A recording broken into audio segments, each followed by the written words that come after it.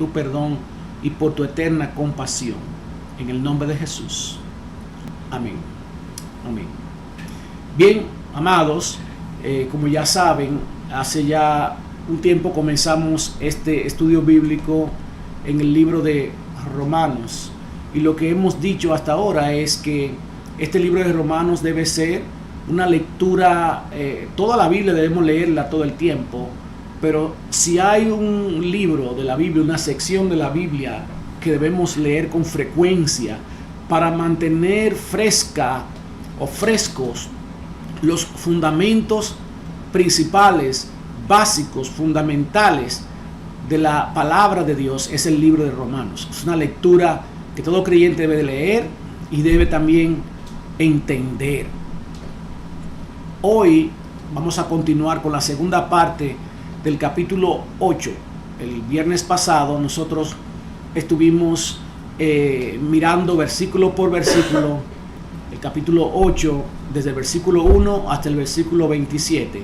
Y hoy, con el favor de Dios, continuaremos a partir del versículo 28.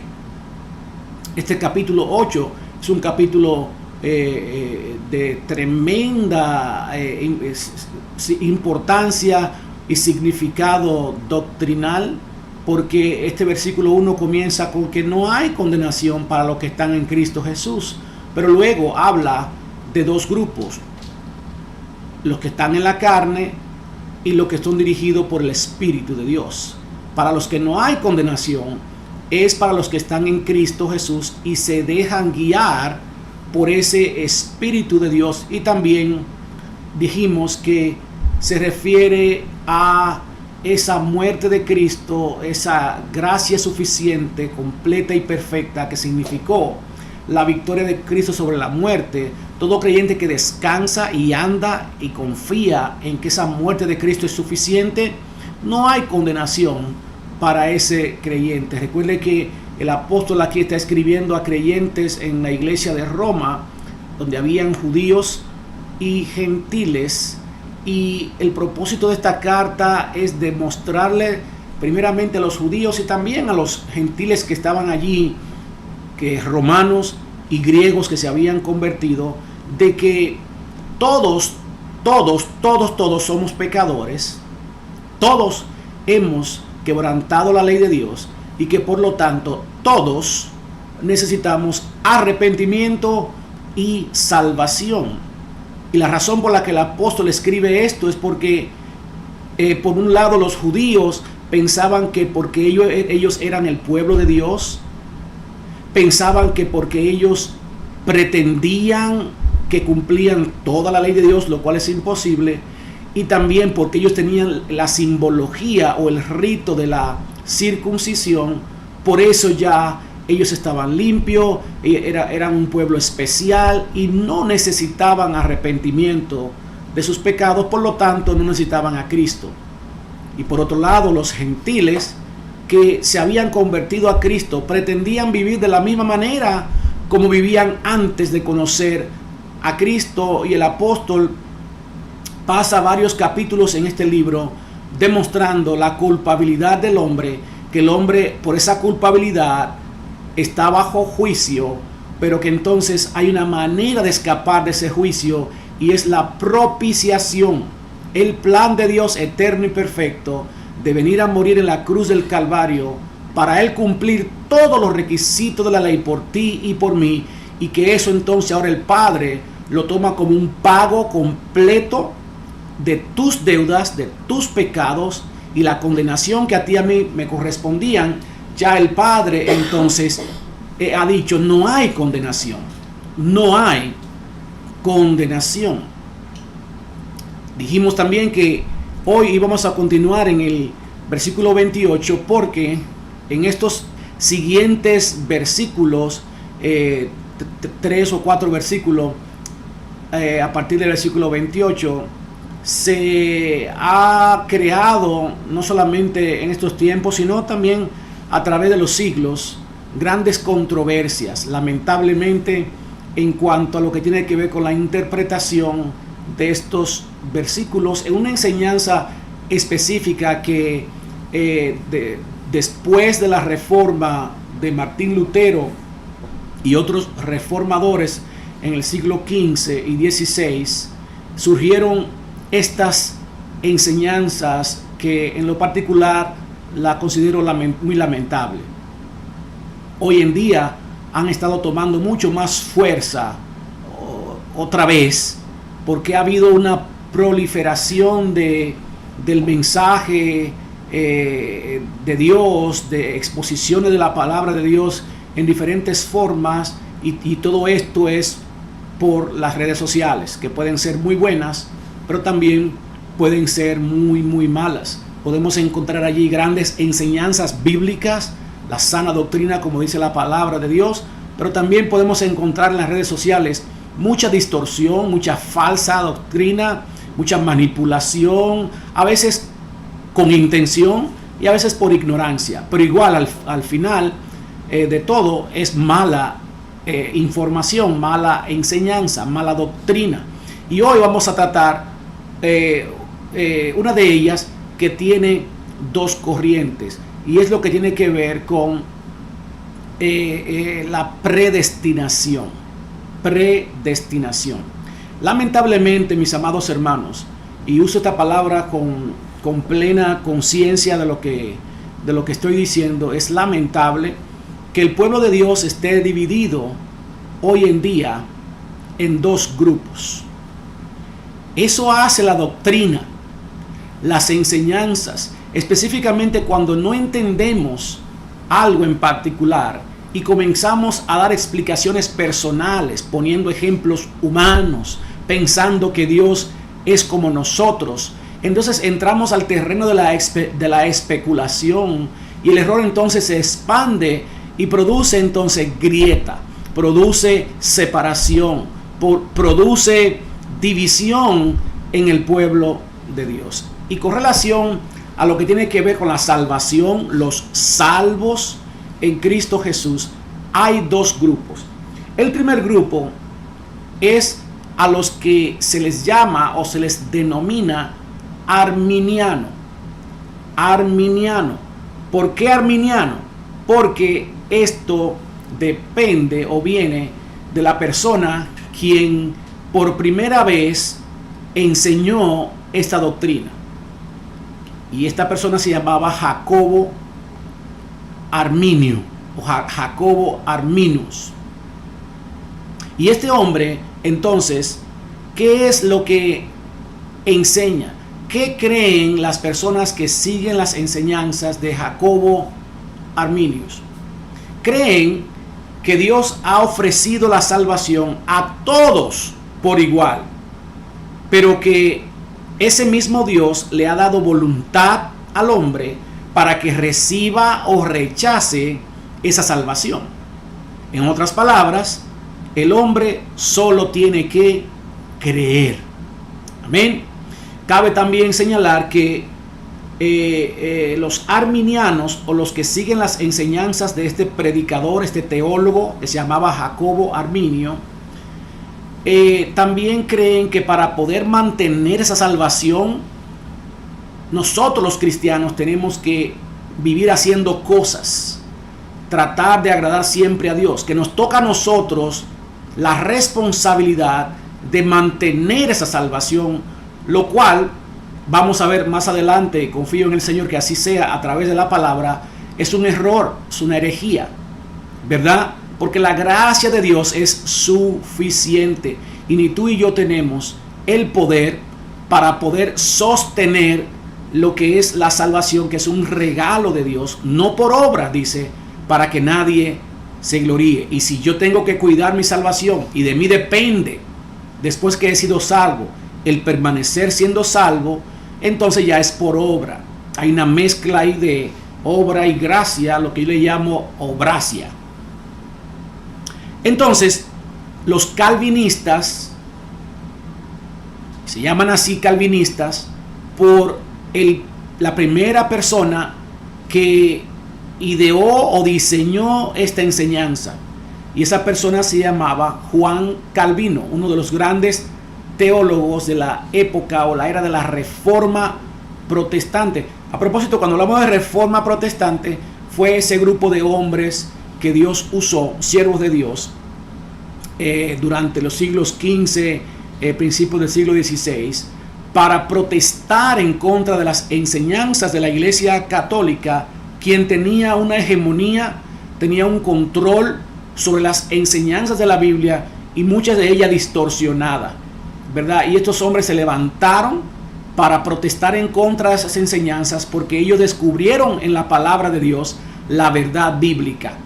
Y por eso a partir del siglo XV se nos conoce, los que no somos católicos, como protestantes. Y hubo una reforma porque entonces se comenzó a estudiar la palabra de Dios, porque hasta entonces la Iglesia Católica no permitía que nadie tuviera una copia de la Biblia, todo estaba en latín, la Biblia era algo que solamente los sacerdotes y religiosos de la época podían tener, pero a partir de la Reforma se hicieron copias de la Biblia, se tradujeron para que mucha gente tuviera acceso a la Biblia y así los ojos de la gente fueron abiertos.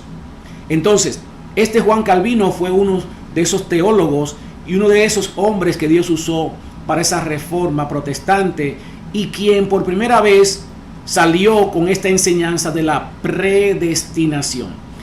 Entonces, los que creen en las enseñanzas de Juan Calvino le llaman calvinistas, ¿verdad? ¿Qué creen ellos? Creen que la salvación no es para todo el mundo, contrario a los arminianos, los seguidores de Jacobo Arminio.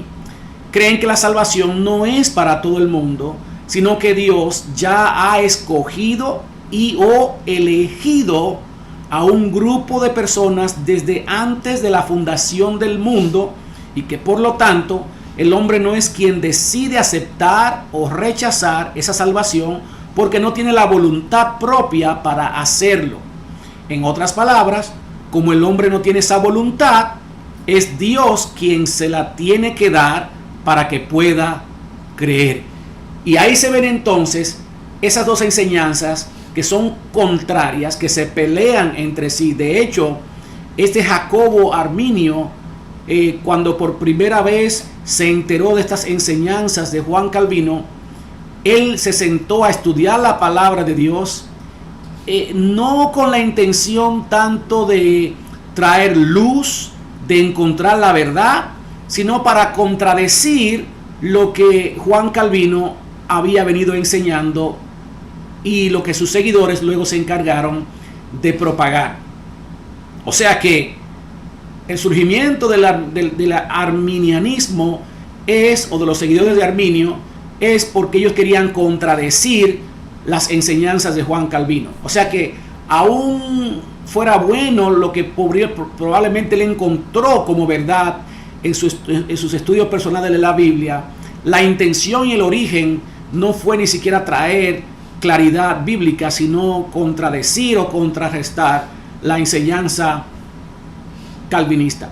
En otras palabras, mis amados hermanos, para que puedan entender estos dos grupos, estos dos términos que lamentablemente todavía hoy existen y cada día que pasa la brecha de desunión y de división es más fuerte y más grande, es lo que conocemos hoy en día, para ponerlo con algunos ejemplos, como pentecostales y aquellos grupos calvinistas que tienen que ver con un trasfondo bautista, metodista, luterano, presbiteriano y todas esas corrientes, ¿verdad?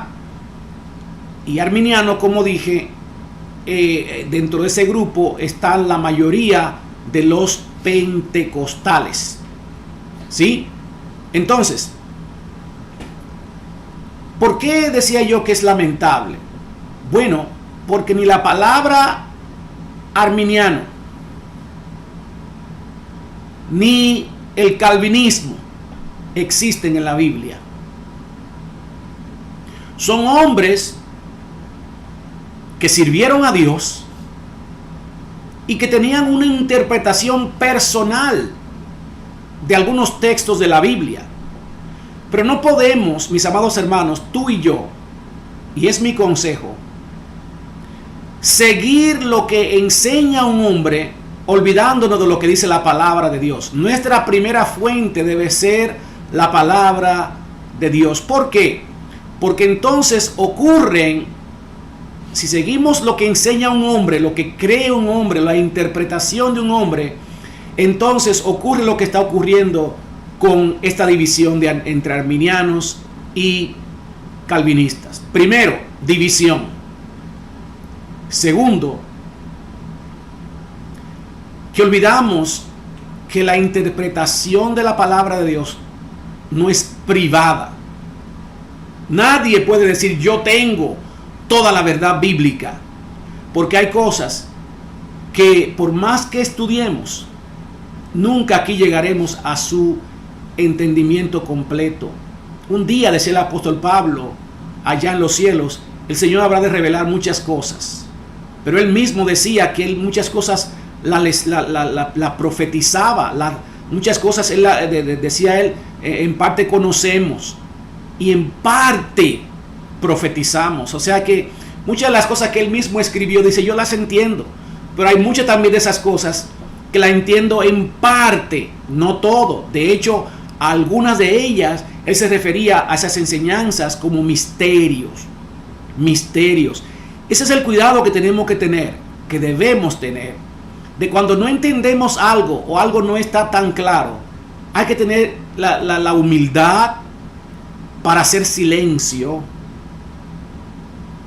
y en vez de especular o venir con una información o una respuesta personal, es mejor estar en silencio e indagar, como dice la palabra de Dios, que hicieron los santos hombres de Dios. Preguntarle al Señor en silencio, en oración, y claro, continuar leyendo hasta que un día el Señor va a abrir los ojos. Por eso yo no me defino ni como arminiano ni como calvinista, porque quien murió por mí fue Cristo. Yo soy cristiano y creo lo que dice la palabra de Dios. ¿Usted sabe cuántos hombres de Dios el Señor ha utilizado a través de los siglos?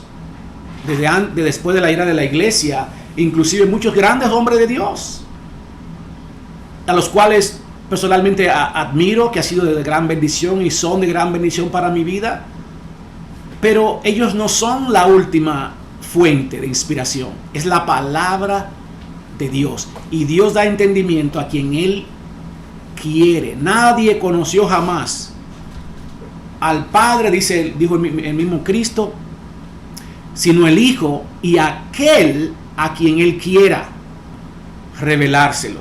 Amén. Así que con esas cosas claras, mis amados, vamos entonces a ir al versículo 28 de Romanos capítulo 8.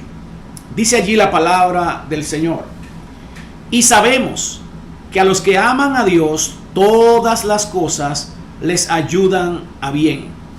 Esto es, a los que conforme a su propósito son llamados. Llama aquí la atención, hermanos, que el versículo comienza con y sabemos. Y sabemos. Un error que yo veo, lo digo con toda la humildad que posiblemente yo pueda tener, es que, como he comentado otras veces, aislamos algunos versículos del resto del contexto de lo que se está hablando, del tema. Y este versículo es una continuación del versículo 27, que termina diciendo que el Espíritu Santo intercede con gemidos indecibles. Porque nosotros, decía el apóstol Pablo, a veces no sabemos cómo orar. El lenguaje de nosotros no es el lenguaje de Dios, y no oramos conforme a la voluntad de Dios. Pero el Espíritu Santo, dice, nos ayuda en esa debilidad que tenemos de no tener el lenguaje de Dios, no tener la habilidad de orar en la voluntad de Dios. El Espíritu Santo nos ayuda. ¿Por qué? Porque el Espíritu Santo dice que ora y que intercede siempre exactamente conforme a la voluntad de Dios. Entonces, en ese sentido, el apóstol comienza diciendo, entonces sabemos que si la cosa es así, que tenemos un intercesor que interpreta exactamente lo que tenemos en nuestro corazón, lo que queremos decir, que interpreta nuestras debilidades delante del Padre, porque Él es el mismo Dios y conoce el corazón de Dios Padre, tienen el mismo corazón. Entonces dice que sabemos que los que aman a Dios, todas las cosas les ayudan a bien. Y también debo en cierta manera corregir que muchas veces la aplicación que le damos a este versículo es que todo lo que nos pasa en la vida, las cosas buenas, las cosas malas, Dios la puede tornar para bien. Eso es cierto, pero de acuerdo al contexto de lo que venimos diciendo aquí, de lo que viene diciendo el apóstol Pablo, se refiere que en esas debilidades que tenemos, que él describió también en el capítulo 7, ¿verdad? En esa incapacidad que tenemos de nosotros comunicar las cosas al Señor, porque no podemos orar conforme a la voluntad de Él, conforme al corazón de Él, el Espíritu Santo nos ayuda. Entonces, todas las cosas que podamos decirle al Padre, aunque nos equivoquemos, van a resultar para bien, porque el Espíritu Santo la habrá de interpretar exactamente como el Padre la puede entender, porque conoce el corazón del Padre. El Espíritu mismo Santo es el mismo Dios, por lo tanto puede comunicarse en total y perfecta unidad con el Padre. Todas las cosas. Y luego al final dice, ayudan a bien, pero específicamente a los que conforme al propósito de Dios son llamados. Recuerden que dice la palabra aquí, propósito y llamado. Preste atención a esas dos palabras, propósito y llamados. ¿Qué significa cuando habla de propósito? Dios tiene un propósito que se va a describir en el siguiente versículo 29, ¿verdad? Pero por ahora vamos a ver la palabra llamado. ¿Qué significa? Que dice la palabra de Dios allí, los que conforme a su propósito son llamados. La palabra llamados en la Biblia significa convocado o invitado.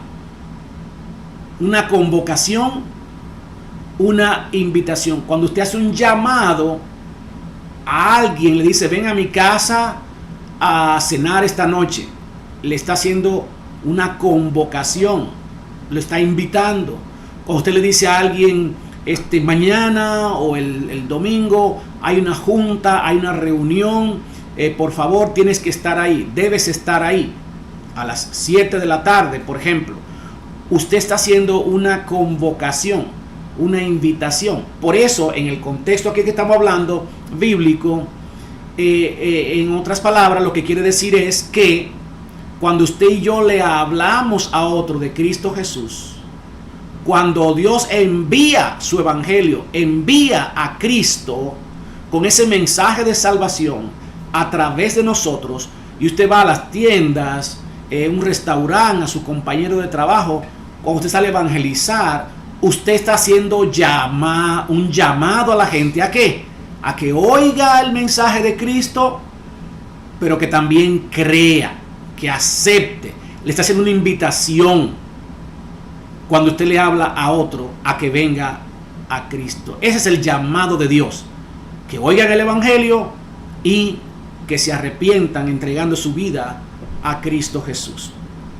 Bueno, en el versículo 29, entonces, entramos aquí a lo que tiene que ver con ese llamado. Dice el versículo 29, porque, entonces cuando el versículo comienza con la palabra porque, es porque va a explicar el versículo anterior, ¿verdad? Dijimos que todas las cosas ayudan a bien, pero dice específicamente a los que conforme al propósito de Dios son llamados, o sea, invitado, convocado ¿a qué? Vamos a ver lo que aquí dice el versículo 29. Porque a los que antes conoció, y fíjese que de manera intencional pusimos ahí los que antes conoció en letra negrita, porque de eso vamos a hablar, y creo que ahí en parte comienza la mala interpretación de este versículo. Porque a los que antes conoció, también los predestinó. Ahora ponga atención, que la siguiente frase también la pusimos en negrita, pero ahora le puse una raya, subrayado. Ahí hay un para. ¿Se da cuenta? Entonces no podemos saltar solamente predestinó, nos predestinó. Pero dice, ¿para qué fue que nos predestinó? No fue ahí para salvación específicamente o exclusivamente o únicamente, sino que hay un propósito muy claro para qué fue que nos predestinó. ¿Para qué? Habla de propósito. ¿Cuál era el propósito de Dios? Versículo 28. Lo que conforme a su propósito son llamados. ¿Para qué propósito son llamados? Invitados a oír el evangelio. Porque Él los conoció desde antes de la fundación del mundo. Dios conoce el corazón de los hombres, sabe cómo los hombres van a reaccionar, sabe cómo los hombres van a responder. Y a los que respondan, a los que digan que sí, cuando le hablamos del evangelio, cuando se enteren de que solo en Cristo hay salvación, entonces Dios, su propósito fue primero, aleluya, que fuesen hechos conforme. Detengamos en la palabra conformes. ¿Qué significa conformes? Que tengan la forma de, con la forma de, o sea, hágase usted el pensamiento de que usted echa agua, por ejemplo, en un recipiente cuadrado. ¿Qué forma va a tomar esa agua? ¿Redondo? ¿Triangular? No, si lo echa en un recipiente cuadrado, esa agua va a tomar forma cuadrada.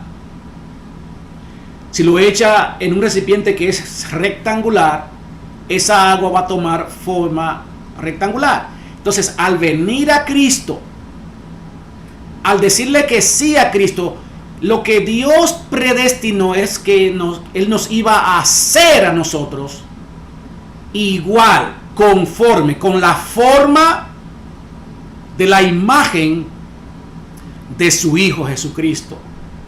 Y hay otro para ahí. ¿Por qué Él quiere por qué tiene como propósito llamar? Él llama con un propósito para predestinar, decidir, Él determinar que los que crean en Cristo, Él le va a dar la forma, la imagen de Cristo. En otras palabras, el carácter de Cristo. ¿Qué es lo que Cristo está haciendo contigo y conmigo desde el día que nos convertimos? Él está formando ese carácter de Cristo que en parte se menciona en Gálatas 5. Gozo, paz, paciencia, bondad, benignidad, longanimidad, fe, mansedumbre, templanza. Todo eso es el carácter de Cristo. ¿Por qué? Ahora el final del versículo dice, ¿para qué es que Dios quiere? ¿Para qué nos predestinó? Para que tengamos esa forma, ese carácter de Cristo. ¿Por qué? ¿O para qué? Para que Él sea, o sea, Cristo, el primogénito entre muchos hermanos. En otras palabras, que hay algo bien interesante. Dios quiere que nosotros todos lleguemos a la medida de la estatura, de la plenitud de Cristo, de tal manera que todos seamos igualito a Cristo. ¿Para qué? Para que Él sea el primogénito, o sea, el primero entre muchos hermanos, todos los que creen en Cristo, todos pareciéndonos a Él. Es como que nos metiera en una especie de una fábrica. Cristo tiene una fábrica, ¿verdad? Y Él quiere que cuando nos meta en esa fábrica, el Padre, tiene una fábrica, y esa fábrica se llama, hay un modelo aquí que se llama Cristo, y Él nos mete al principio de la correa, las pailas que hay ahí, las ollas que hierven, que hierven, que derriten, que funden las cosas, que mezclan las cosas. Él nos pone aquí al principio cuando creímos, y está un modelo allí que es Cristo, y ahí vamos en esa correa, ahí vamos, y ahí nos da el calor, el fuego, algo viene y nos tuerce, otra herramienta en esa correa viene y nos raspa y nos va quitando todas las asperezas, otra parte de esa correa nos pule, y ya cuando salimos todos, en todas las edades, en todos los siglos, creyentes en Cristo, salimos todos cuando llegaremos al cielo igualitos a su Hijo Jesucristo. Alabado sea el nombre poderoso de Dios. Eso fue lo que Dios predestinó. Él tenía un propósito estoy resumiendo, versículo 28, para llevar a cabo ese propósito. Él crea algo que se llama el Evangelio de Jesucristo para salvar. Para ahora todos los que creen en Cristo tengan la forma de su Hijo Jesucristo. ¿Por qué? Porque el Padre quiere que su Hijo sea el primero, el modelo, y que todos nosotros nos parezcamos a Él. Yo creo que mejor de ahí no lo puedo yo explicar. Ahora, ¿qué es entonces la predestinación que enseñan los calvinistas? Yo me atrevo a asegurar los mal llamados calvinistas. Bueno, ¿qué es la predestinación en su sentido más estricto? Es el acto de decidir el destino o futuro de algo o de una persona antes de que esa cosa o persona exista. Repito, es el acto de decidir el destino o futuro de algo o de una cosa o de una persona antes de que esa cosa o persona exista. En el caso que nos ocupa, que tiene que ver con la salvación, unos que van a ser salvos y otros que no van a ser salvos, significa que Dios ya decidió quién habrá de ser salvo y quién no. En otras palabras, o en palabras más sencillas, como dice abajo, estoy leyendo, si tú eres uno de los elegidos o de los escogidos, Dios te va a encontrar, hagas lo que hagas. Pero si no eres de los escogidos, como Dios no te ha dado la voluntad para creer, no hay nada que puedas hacer, porque Dios nunca te dará la oportunidad igual que a todos para que seas salvo. Es una doctrina, una enseñanza extremadamente corrompida, dañina y hasta perversa, porque pervierte lo que es el corazón mismo de Dios, como vamos a ver más adelante. Eso es lo que es la predestinación enseñada por los que se definen como calvinistas. Y como les dije al principio, en este grupo de los calvinistas, para que ustedes sepan identificarlo, están la mayoría de los bautistas, sobre todo los bautistas que se llaman reformados. Hay algunos que son bautistas, que no son reformados y no creen en esto de la predestinación de este teólogo Juan Calvino. Ahí en este grupo están una gran parte de algunos metodistas, la iglesia metodista libre. Ahí en este grupo de los calvinistas están una gran parte de los presbiterianos, luteranos y ese grupo, ese tipo de iglesias, de congregaciones. Algo totalmente peligroso, dañino, corrosivo, contrario al corazón de amor de Dios. Yo quiero repetir una vez más, porque creo que es importante, la interpretación de ese versículo que acabamos de leer. Versículo 28, pero específicamente el versículo 29. Porque a los que antes conoció, significa que Dios sabía y conocía los pasos y las intenciones del corazón de los hombres antes de que nacieran o fueran creados. Sabe Dios lo que tú y yo vamos a hacer desde antes de tú y yo nacer. Sabe Dios lo que tú y yo vamos a hacer, inclusive lo que estamos pensando ahora mismo, claro.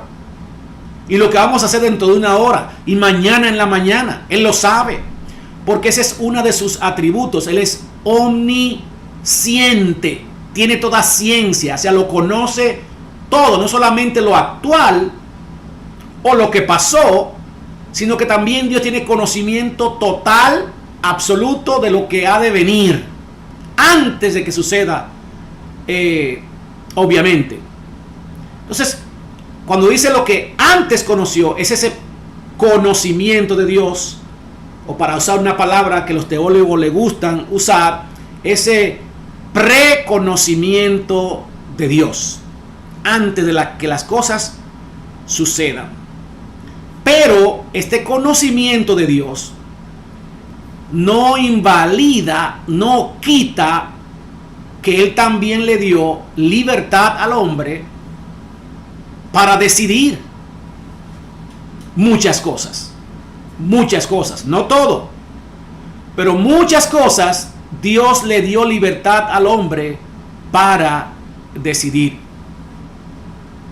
Si voy a Walmart o a una tienda en particular, ahora yo decido pararme de estas cámaras y voy a una tienda o voy al patio de mi casa, esa decisión la tomé yo. ¿Por qué? Porque tengo una voluntad que Dios me dio. Entonces, cuando habla el versículo en la otra parte, que Él predestinó a eso que ya Él sabía lo que iban a hacer, si iban a creer o no, no que Dios se lo impuso o lo programó para que algunos crean y otros no crean, sino que Él sabía quiénes iban a creer y quiénes no. A esos entonces dice que los que creen, todos los que creen, no un grupo específico o determinado, sino todos los que creen, predestinó para que fuesen hechos conforme a la imagen de su Hijo, con la forma y el carácter de Cristo. Eso fue lo que Él predestinó. Entonces hacemos ahí dos preguntas. Primero, ¿cuál es la verdadera y única predestinación? Que llevemos la imagen de Cristo según este versículo 29. Segundo, ¿quién es el único predestinado? Cristo. Fue a Él que desde antes de la fundación del mundo Dios sabía que el hombre se iba a rebelar, y lo que Él predestinó, o sea que Él decidió antes de que las cosas sucedieran, porque Él sabía lo que iba a pasar, fue que Él iba a venir en forma de hijo, y que todo aquel que crea en Cristo como pago por el pecado y por la rebelión que iba a haber en el mundo, iba a ser salvo.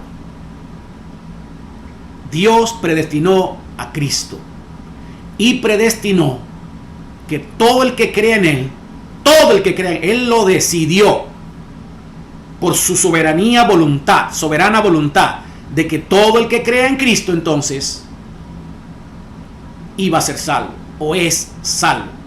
Iba a haber un problema de rebelión en el mundo, el pecado iba a entrar, iba a dañar a todos los seres humanos, iba a crear guerras, enfermedades, muertes, pleitos, pero yo voy a traer una solución, y es que yo mismo voy a pagar todo ese daño que se paga con muerte, y en vez de que mueran todos ellos, o que yo le ponga leyes que nunca van a poder cumplir porque son imperfectos, yo mismo voy a cumplir todo eso, yo mismo voy a morir, yo voy a vencer la muerte, y yo decido, antes de que todo esto suceda, que todo el que acepte y crea en Cristo Jesús es salvo.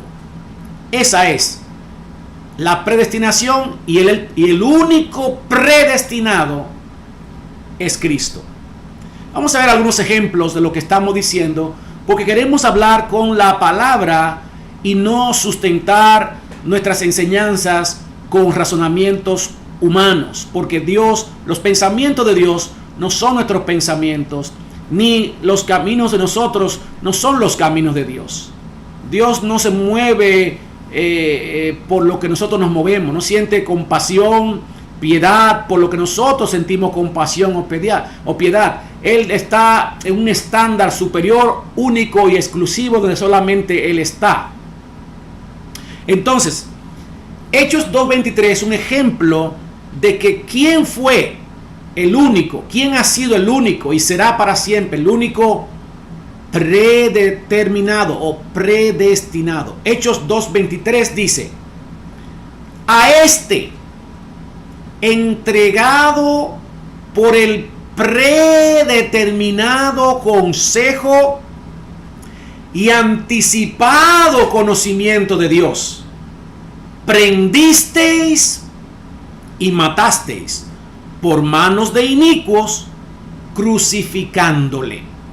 O sea, aquí el apóstol, quien está dando una explicación, acusando a aquellos judíos religiosos que los perseguían porque ellos predicaban el evangelio de Jesucristo, le dice: ustedes mismos, a este, o sea, a Cristo, Él fue entregado, pero Él fue entregado por el determinado, o sea, ya Dios lo tenía decidido. Determinado quiere decir ahí decidido, consejo, o sea, sabiduría, y anticipado, que quiere decir antes, un conocimiento antes de que Cristo viniera y lo crucificaran. Primero fue entregado por la decisión, determinación de Dios y su sabiduría. Y segundo, fue antes, porque Él conoce las cosas, se anticipa antes de que las cosas sucedan. Entonces los prendieron, lo mataron. Ahora, para Dios llevar a cabo esa obra, Él se valió de usar inicuos, hombres malos que ya Dios sabía, no que Dios lo fabricó así para que crucificaran y mataran a Cristo, sino que ya Dios sabía que esos hombres inicuos, que quiere decir malo, perverso, corruptos, mataran a Cristo por voluntad y decisión de ellos, ¿verdad? Por voluntad y decisión de ellos. Entonces, Cristo es el predestinado y predeterminado. Predestinado porque Dios decidió antes de que todo sucediera. Eso que es lo que es predestinación, ya describimos, de que Cristo habría de morir siendo crucificado, y que Él había de resucitar, y que Él había de salvar. Eso fue ya decidido antes. Y predeterminado porque fue decisión de Dios. ¿Por qué? Por el conocimiento que ya Dios tiene de las cosas antes de que sucedan o sean creadas. Yo creo que eso queda, o espero más bien quede lo suficientemente claro. Otro ejemplo de que Dios conoce las cosas antes de que sucedan, que Él conoce lo que tú y yo vamos a hacer antes de que venga ese tiempo, antes de que lo hagamos, ya Él sabe. Está el caso, por ejemplo, de Faraón, que se encuentra en Éxodo 3:19. Dice allí la palabra de Dios. Dios le dice a Moisés que vaya, que regrese a Egipto y le diga a Faraón que deje salir al pueblo de Israel, que lo tenían esclavizado allí, para que fuera al desierto, ¿verdad?, hacia la tierra prometida, y que en el desierto, en ese camino, ellos habrían de adorar a Dios hasta llegar a la tierra prometida que Dios le había dicho que le iba a dar. Y Dios mismo le dice a Moisés, esto es Dios hablando con Moisés, mas yo sé. ¿Qué significa yo sé? Yo conozco que el rey de Egipto no os dejará ir sino por mano fuerte. O sea, fíjese ahí lo que la Biblia no dice. Mas yo haré que Faraón no los deje ir. Porque el que cree en la predestinación, cree que Dios entonces también endurece el corazón de los hombres, o deja el corazón de los hombres endurecido, como venimos por naturaleza así, para que no crea, para que no obedezca. Obviamente algunos quizás que van a escuchar o ver este video van a decir, pero en otra parte de Éxodo, el Señor dice que habría de endurecer el corazón de Faraón. Bueno, Él lo hace eso porque ya Él sabía que Faraón, como quiera, no iba a dejar ir al pueblo de Israel. Y como ya Dios sabe la reacción de Faraón cuando Moisés le diga que deje salir al pueblo, entonces Dios usa eso para su propósito. Esto quizás es aquí tejiendo muy fino, tratando de sacar una aguja de un pajar. Pero yo creo que si yo pongo este ejemplo que quiero poner ahora mismo, quizás es más entendible. ¿Le pasa a usted que muchas veces usted conoce tanto a una persona, aunque no somos omniscientes, ¿verdad? No conocemos las cosas antes de que sucedan, pero cuando usted se ha encontrado en una situación en la que le dice, mira, dile a María que por favor me preste su carro, su vehículo. Y usted la conoce tanto que usted dice, yo la conozco, ella no me lo va a prestar, a menos que yo no le pague dinero, porque es bien interesada. Entonces, ¿qué usted decide? Como conoce tanto a María y que María va a decir que no le va a prestar su carro, ¿qué usted hace? Bueno, pues me llevo $20, $50 y le dice, María, te voy a dar $50 para que me preste tu carro. Y María dice, sí, claro que sí, porque usted la conoce por otros eventos que se han dado. Ese es el caso de nosotros. Pero Dios no necesita pasar por la experiencia de conocer a alguien. Hemos leído ya que Dios tiene un consejo anticipado. Él conoce las cosas antes de que sucedan. Es más, dice que hasta escudriña el corazón del hombre. O sea, conoce, estudia el corazón del hombre. Sabe lo que hay. Recuerdan cuántas veces muchos que estaban alrededor de Cristo nomás pensaban, como cuando por ejemplo aquella mujer le estaba lavando los pies, esa mujer prostituta lavando los pies con su pelo a Cristo. Ellos estaban murmurando en su corazón y Cristo le dijo precisamente eso. ¿Por qué están murmurando en su corazón? Dios lo ve, lo sabe, lo escucha todo, aún antes de que suceda. Entonces, la razón por la que dice en otra parte de Éxodo que Dios endureció el corazón de Faraón es porque él sabía que Faraón no iba a dejar ir el pueblo de Dios. Dice aquí en 3:19 una vez más, yo sé que el rey de Egipto no os dejará ir sino por mano fuerte. Amén. Otro ejemplo de que Dios, su salvación, su plan de salvación es para todos, no para un grupo, como enseña el calvinismo, no para un grupo. sino para todos. El corazón de Dios es que todos los hombres, si es posible, se arrepientan. Mire lo que dice en Ezequiel 33:11. Dice la palabra de Dios allí. Diles, le dice Dios a Ezequiel, vivo yo, dice Jehová el Señor, que no quiero la muerte ¿de quién?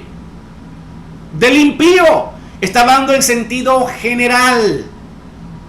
El impío, hermano, es alguien que está totalmente contrario a las cosas de Dios, insensible totalmente a las cosas de Dios. Y él dice, no quiero la muerte del impío. Eso no es lo que me haga, eso no es lo que yo quiero. Y por si acaso no quedó claro, dice, sino que se vuelva el impío de su camino. Y repito otra vez la palabra impío, para que no vengan a decir alguno, no, ahí está hablando a los cristianos, al pueblo de Dios. No, la palabra impío ni siquiera se usa para todo el mundo. Se usa con alguien que está totalmente insensible, contrario al evangelio o a las cosas de Dios. Dice, yo no quiero que se muera el impío, sino que se vuelva el impío de su camino. Y para que se vuelva el impío es que tiene que tomar esa decisión. Y que viva. Eso es lo que yo quiero. No quiero la muerte, quiero que viva. Volveos de vuestros malos caminos. Dios está diciéndole, repitiéndole, vuélvanse, o en otras palabras, crean, tomen la decisión de regresar. El volver quiere decir regresarse del camino malo que se tomó y tomar el camino bueno, que es el camino de vida que Dios estaba ofreciendo. Dice, ¿por qué moriréis, oh casa de Israel? Hermano, usted y yo tenemos que entender que de la misma manera como Dios, según enseñan los calvinistas, para los que creen en la predestinación, para darle la voluntad y la fe para que algunos nada más crean, también ese mismo Dios tiene la voluntad, el poder también, para dársela a todos para que crean. Pero ¿por qué no se la da a todos por igual? Porque es una decisión de creer que Dios le ha dado al hombre tomar decisión en algunas cosas, en muchas cosas. Y a eso es lo que en otra manera se le habla, se le llama el libre albedrío. Libre albedrío, la voluntad que tiene el hombre, la libertad que Dios le ha dado para que decida escoger una cosa o la otra.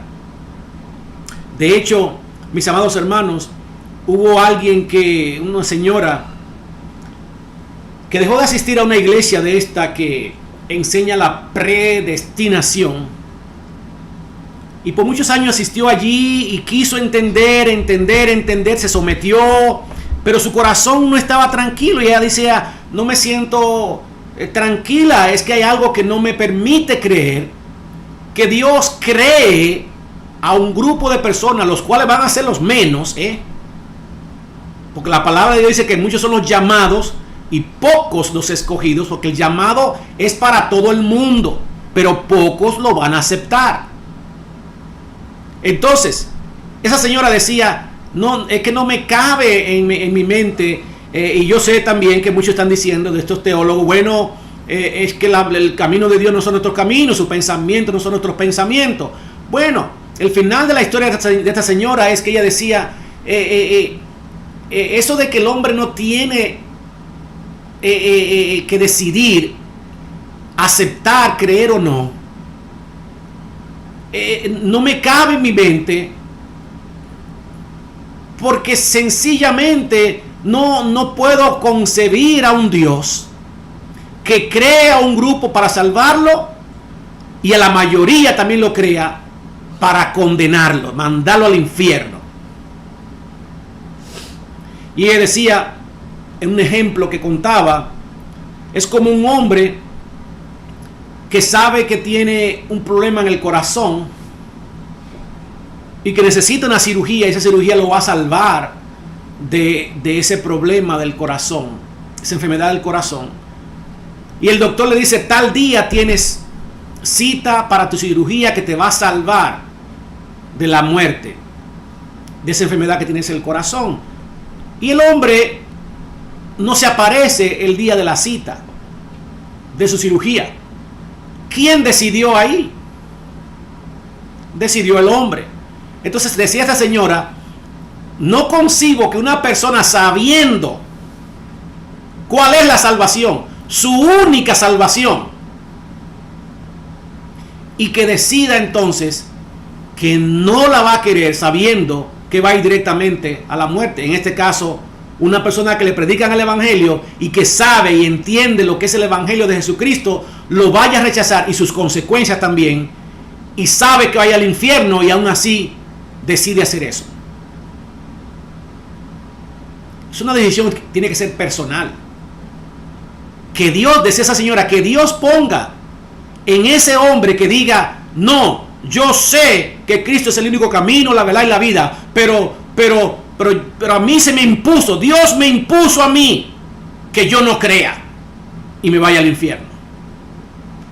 Desde antes que yo naciera, me lo impuso.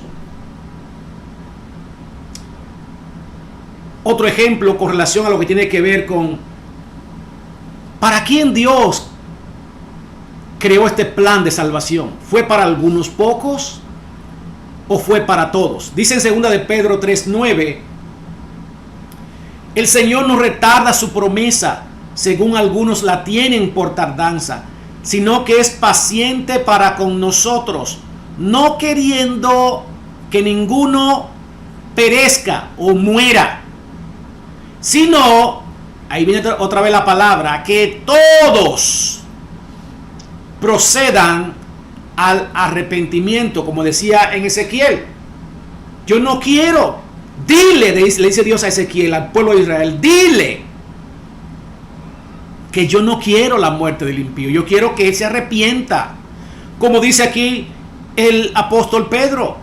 En la Biblia no hay contradicción. La cuestión es que no podemos sacar algunos versículos, sobre todo personas que estudian teología y muchos de ellos lamentablemente hacen alarde de sus conocimientos y de sus estudios. De repente le dan por sacar algunos versículos y olvidar todo el mensaje coherente desde el huerto del Edén hasta el fin de las Escrituras, que es Apocalipsis. No podemos. El mensaje de Dios es coherente desde Génesis hasta Apocalipsis. Otro ejemplo de que ese evangelio, ese plan de salvación, Dios se lo ha ofrecido a todo el mundo y que todo el mundo tiene que decidir creer en ese plan de salvación o rechazarlo o no creer. Mira lo que dice en Juan 1, 11 y 12. A lo suyo vino, o sea, el pueblo de Dios, pueblo de Israel, que era de él. Padre se lo dio como herencia, eso es lo suyo, lo de él. Y ahora se refiere, y los suyos, las personas, vino a su posesión, a lo suyo.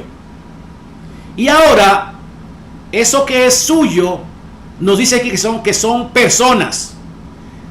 Y los suyos no le recibieron. Ahí hay una voluntad, ahí hay una decisión.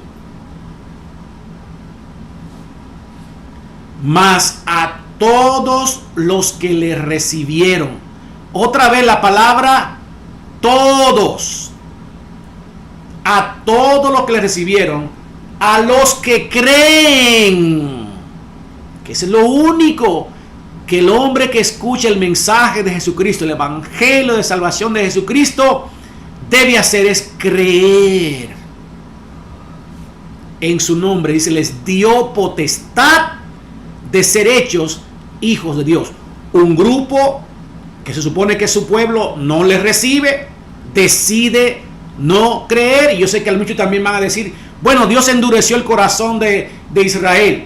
Bueno, pero fue producto de su desobediencia, porque Dios sabía que no habrían de creer. Entonces, a los que creen, otros que escucharon, porque es para todos, aquellos que escucharon, que somos tú y yo, el pueblo gentil, que escuchó del nombre de Cristo, nos dio la potestad, que quiere decir la autoridad, el derecho, el privilegio de ser hechos hijos de Dios.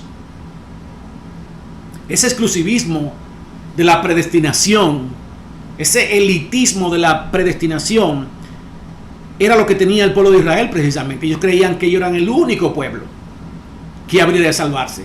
Se llenaron de orgullo y que ellos no tenían necesidad alguna de aceptar a Cristo, de arrepentirse, que es el motivo de esta carta, uno de los motivos de esta carta.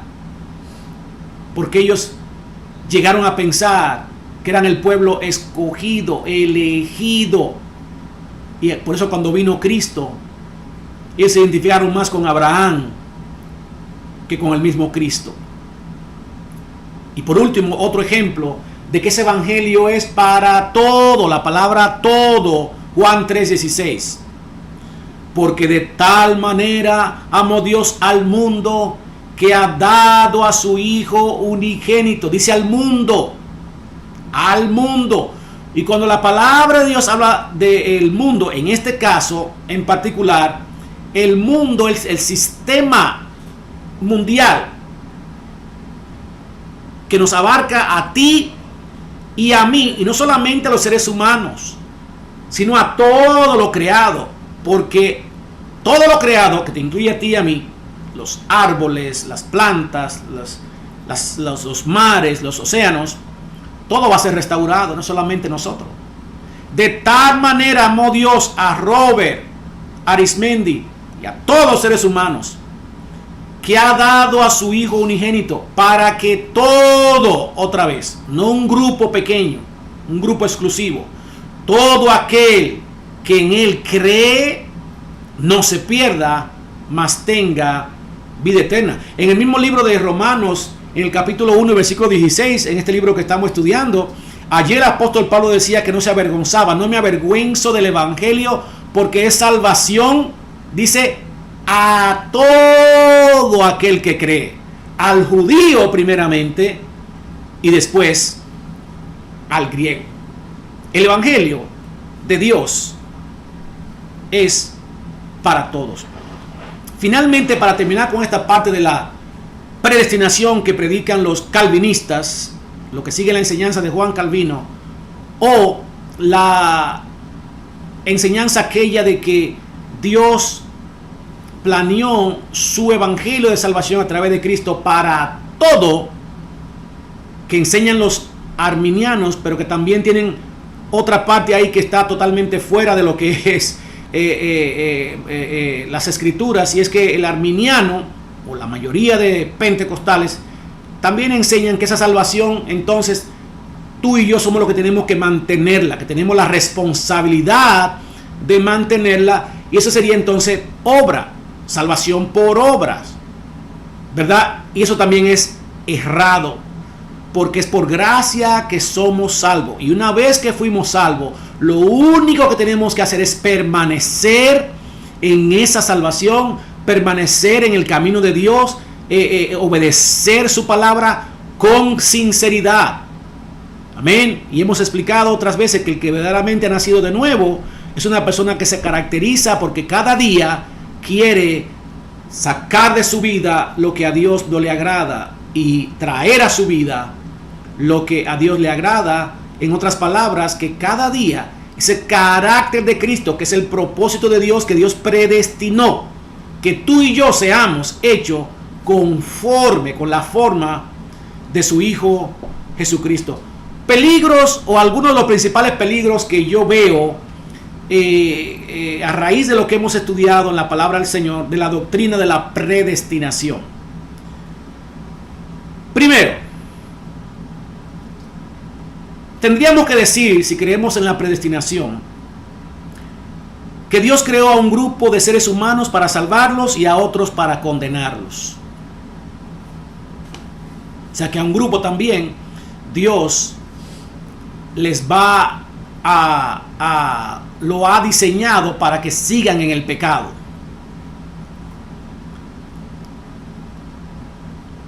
Esta doctrina también pone en duda la justicia de Dios. Y la justicia de Dios es que es igual para todo. Si fuera para un solo grupo, entonces la enseñanza de la doctrina de la predestinación pone en duda la justicia de Dios. Otra cosa que implica el creer en algo tan feo como la predestinación es que el juicio final entonces sería el juicio más injusto de la historia de la creación, porque allí Cristo va a juzgar. El Padre le dio el juicio al Hijo. ¿Y a quién Él va a juzgar? Él va a juzgar a los que le dieron de comer, le dieron de beber, a los que visitaron los presos. Eso, en otras palabras, los que desarrollaron ese carácter de Cristo, compasivo, de paz, de amor, de servicio, de misericordia, pero sobre todo las cosas, aquellos que han sido salvos por Cristo. Pero a un grupo Él le va a decir: apartaos de mí, maldito. Y lo va a enviar al lago de fuego. Dice que está preparado para Satanás y sus demonios. A un grupo entonces, según la enseñanza calvinista o la predestinación, que Él no le dio la oportunidad, no le dio la voluntad a Dios de salvarlo, y encima de eso lo va a enjuiciar por algo que ellos no tuvieron la oportunidad. Sería entonces un juicio injusto. Otra cosa que tendría que responder alguien que obstinadamente quiera seguir enseñando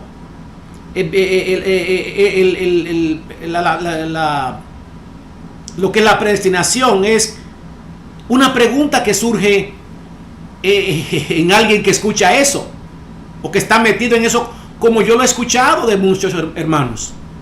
¿Cómo sé si soy uno de los escogidos? ¿Cómo yo sé? Porque también dice la palabra de Dios que ese día de ese juicio final muchos dirán: Señor, Señor, en tu nombre echamos fuera demonios, en tu nombre hicimos esto y aquello, aquí y allá. ¿Cómo sé yo que soy un escogido? Si creemos en la predestinación, estaremos diciendo también que Cristo no murió por todos, sino solo por un grupo de personas. También estaríamos implicando de que, como dije al principio, Dios predestinó, programó como robot a un grupo para que pecaran toda la vida sin la oportunidad más mínima de salvación. Otra cosa es que esta doctrina contradice las escrituras desde el Antiguo Testamento hasta el Nuevo Testamento. A Adán y a Eva, Dios le dio la libertad de escoger comer o no comer de ese árbol. De ese árbol que habría de traer conocimiento, o la ciencia, como dice, el conocimiento del bien y del mal. ¿Quién decidió hacer eso? Había una contradicción tremenda. Los mismos hijos de Adán y de Eva, Caín y Abel, recibieron las mismas enseñanzas en el mismo hogar. Es más, después, aunque Caín mató a su hermano Abel, Dios tiene dos conversaciones con él, dándole la oportunidad de que Caín se arrepienta. Es más, eso es exactamente lo que Dios le dice a Caín: mira, Caín, tú tienes el poder en las manos para cerrarle la puerta al pecado, porque está la puerta allí. Pero le dijo, tú lo tienes. En otras palabras, la decisión de cerrarle la puerta al pecado. Pero si no, el pecado te va a arropar. ¿Y qué decide Caín?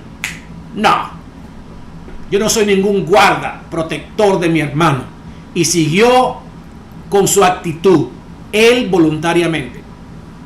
Y Dios, no una, sino 2 veces, le dio esa oportunidad. Es más, soy de los que cree que Caín se enfocó más, no en arrepentirse, sino en la sentencia de muerte que Dios le dio. Vas a ser un errante. Declaró la muerte, entró la muerte en Caín. Entonces Caín entendió. Y lo único que dijo fue, bueno, esto es muerte para mí eterna. Soy muerto. Y Dios le dijo, bueno, pues voy a poner una señal en ti. Y esa señal fue una señal de tiempo. Tiempo, Caín, para que tú te vuelvas y te arrepientas. No es una señal en la frente ni en la espalda. Porque que lo vea de lejos, como decía Caín, si tiene la señal en la frente, si es una señal física, ¿cómo va a saber que tiene una señal en la frente? Lo va a matar por atrás. Dios está hablando de muerte, condenación eterna, pero le dio tiempo para que se arrepienta. Es lo mismo que Él hace con todo el que nace en esta tierra. Nacimos con un reloj. Y ese reloj que tú y yo le llamamos años, meses, semanas, días, horas, minutos, segundos, es tiempo que Dios le da a cada ser humano para que se arrepienta. Y esto es consistente con todo lo que dice la palabra de Dios. Por último, tendríamos que concluir entonces que este gran hecho de la salvación, este gran milagro de la salvación, y la razón por la que algunos se salvan o son salvos y otros no, tendríamos que concluir es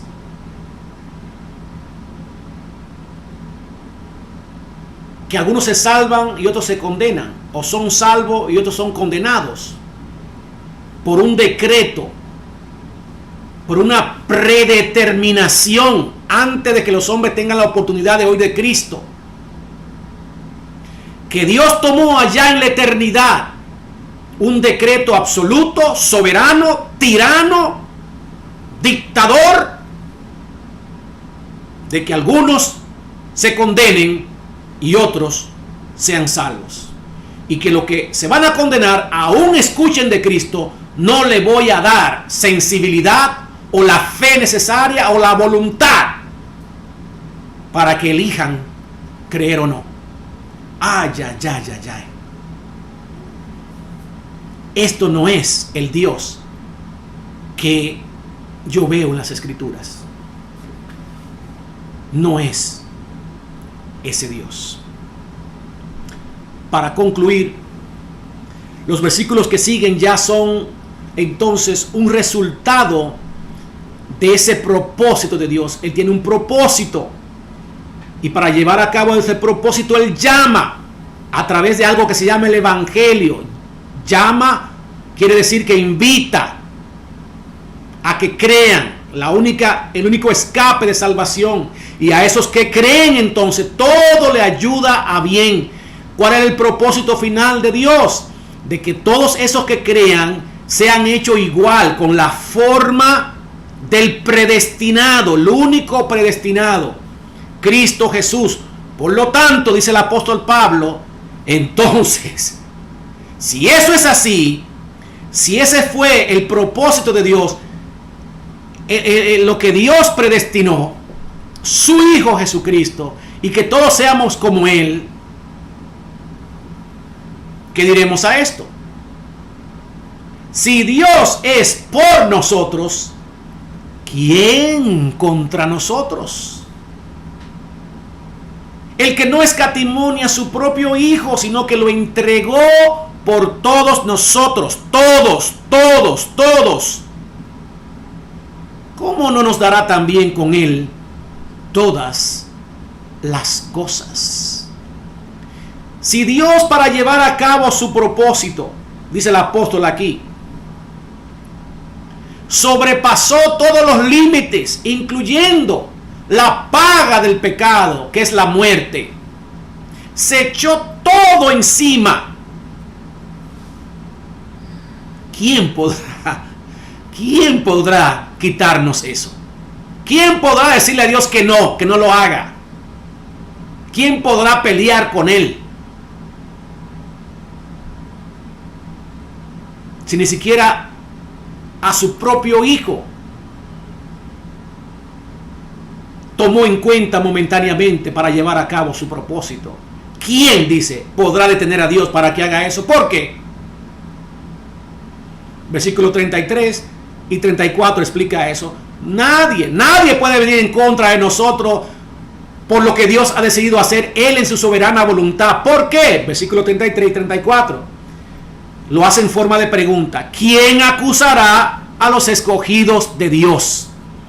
Si Dios es que nos ha escogido en Cristo Jesús, nos ha predeterminado en Cristo Jesús, que si creemos en Cristo Jesús seríamos salvos, ¿quién puede ahora acusarnos? ¿Por qué? Porque Dios es el que justifica. ¿Quién es el que condenará? ¿Qué hombre puede condenarnos? Como aquellos que dicen, después que te cansaste de robar, de matar, de emborracharte, de hacer aquí, de hacer allá, todas tus artimañas, ahora bien te arrepiente. ¡Qué bien! Dice el apóstol Pablo, nadie podrá condenarnos si ya Dios nos ha justificado. ¿Por qué? Porque Cristo es el que murió, más aún el que también resucitó, el que además está a la diestra de Dios, el que también intercede por nosotros. En otras palabras, a Él le dio la gana de salvarnos así, porque el dueño y quien murió y quien sufrió y quien está en el trono, quien es el que manda, es Él. Por lo tanto, nadie te puede acusar de lo que tú eras antes o los errores que puedes cometer todavía, ni tampoco nadie te puede condenar. ¿Por qué? Porque quien murió fue Él. En otras palabras, quien pagó fue Él, y el que paga es el que sabe, es el dueño, porque compró todo, y el que compró todo y pagó todo y ahora está sentado, dice, a la diestra, o sea, en una posición de gobierno, dice, es el que decide entonces cómo quiere hacer sus cosas con lo que Él compró, lo que quiere hacer con lo que Él compró. Versículos 35 y 36 dice, en forma de pregunta, si eso es así, ¿quién nos separará del amor de Cristo? ¿Tribulación o angustia o persecución o hambre o desnudez o peligro o espada? Como está escrito, por causa de ti somos muertos todo el tiempo, somos contados como ovejas de matadero. El que ha experimentado esa salvación, esa sublime gracia, ese regalo que nadie merece, ese hombre como tú y como yo, a quien Dios no inculpa de pecado, como dice también aquí la referencia del apóstol al Salmos 44:22. Si eso es así, entonces el que ha entendido eso, el que ha comprendido que es por gracia y solamente por gracia, que tú y yo no merecemos, y que un día escuchamos ese evangelio, respondimos y por pura gracia, entonces Él nos ha salvado, y por pura gracia esa salvación se mantendrá eternamente y para siempre. Por lo tanto, el que ha entendido eso, no hay tribulación, no hay dolor, no hay persecución, no hay hambre, no hay desnudez, no hay peligro, no hay espada que nos separe del amor de Dios que es en Cristo Jesús. Por eso es que él hace referencia a lo que dice el salmista David, un hombre perseguido, maltratado aún cuando él no se lo merecía, un hombre burlado, calumniado, acusado de cosas falsas. Sin embargo, él prefirió agradar a su Dios porque él tenía seguro la grandeza inmesurable que no se puede medir de lo que Dios había hecho por él. Por lo tanto, él sabía y estaba seguro, como dice para concluir en los versículos 37 y 39, el que me persiga, que venga guerra, que venga hambre, que me falte la tortilla, que me falte el arroz, que me falte el frijol, que me metan preso, que me corten la cabeza. En todas esas cosas somos más que vencedores por medio de aquel que nos amó. Por lo cual estoy seguro de que ni la muerte, ni la vida, ni ángeles, ni principados, ni potestades, ni lo presente, ni lo porvenir, ni lo alto, ni lo profundo, ni ninguna otra cosa creada nos podrá separar del amor de Dios que es en Cristo Jesús, Señor nuestro. Aquel que ha experimentado, saboreado, y no hay un hálito de duda de que no hay nada que yo pueda hacer para ganarme la salvación, es alguien que está preparado para que lo persigan, para que haya hambre, para que haya tribulación, enfermedades, dolores. Aún se presenten ángeles a querernos decir otro evangelio, como decía el apóstol Pablo. Aún vengan siervos y siervas disfrazados a presentarnos otra cosa. No nos podrán separar, no nos podrán mover de esa sublime gracia de nuestro Señor Jesucristo. Es una seguridad que se sobrepone sobre las circunstancias adversas, en otras palabras, que nos puede presentar esta vida. Conozco de siervos y siervas de Dios desde la historia de la iglesia que fueron muertos de diferentes formas horribles, horripilantes, decapitados, apedreados, envenenados, crucificados, maltratados de muchas maneras, porque estaban seguros de su salvación en Cristo. Conozco de hombres y mujeres hoy en día, en tiempo presente, que el dolor, la enfermedad lo consumen. Ven cómo sus huesos comienzan a aparecer en su cuerpo. Su piel poco a poco se ha ido desgastando, como mi hermana Naomi Crane y otros hermanos, mi hermana Lupe, mi hermana Romelia y muchos otros hermanos que ciertamente pueden decir: yo sé que mi Redentor vive. Y aún del polvo, Dios tiene el poder para levantarnos. Y si no nos levanta, también estamos gozosos, porque sabemos cuál es nuestra esperanza gloriosa en Cristo Jesús. Así que yo te invito, amado hermano, a que afirme tu fe, que no haya duda en tu corazón de que tú eres uno que ha sido salvo por gracia, y así seguirá siendo, no importa lo que venga contra ti. A veces estamos en angustia. Es cierto que a veces hay hambre, persecución, espada, peligro, y podemos decir cosas o hacer cosas que no quisimos decir o hacer, pero eso no podrá separarte del amor de Dios que es en Cristo Jesús. Como dice aquí el Señor a través del apóstol Pablo, la salvación es eterna.